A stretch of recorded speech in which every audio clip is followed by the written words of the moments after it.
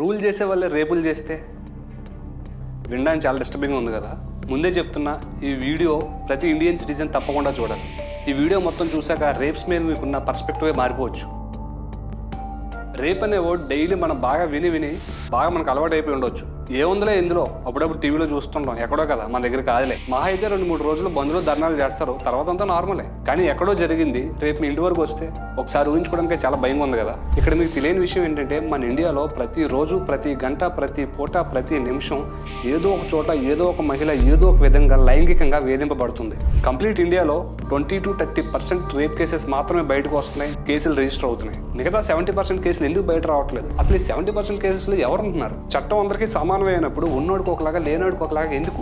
Recent 2023 NCRB లెక్కల ప్రకారం ఇండియాలో రిజిస్టర్ అయిన కేసులు 29,000 పైన ఉన్నాయి. ఇవన్నీ రిజిస్టర్ అయ్యి బయటకు వచ్చిన కేసులు, కానీ బయటకు రాని కేసులు ఇంకా ఎన్ని ఉన్నాయో. ఈ బయటకు రాని కేసుల్లో ఎలాంటి పెద్ద వ్యక్తులు ఇన్వాల్వ్ అయి ఉండొచ్చు. మన జ్యుడిషియరీ అలాగే ఎగ్జిక్యూటివ్ ఎంతవరకు దీని మీద సక్సెస్ అయింది, అలాగే ఫెయిల్ అయింది, ఈ విషయాలన్నీ ఈ వీడియోలో మనం పిన్ టు పిన్ డిస్కస్ చేద్దాం. మీ ఫ్రెండ్స్ అండ్ ఫ్యామిలీలో లేడీస్ ఎవరైతే ఉన్నారో ప్రతి ఒక్కరికి ఈ వీడియో షేర్ చేయండి, ఖచ్చితంగా వాళ్ళకి హెల్ప్ అవుద్ది.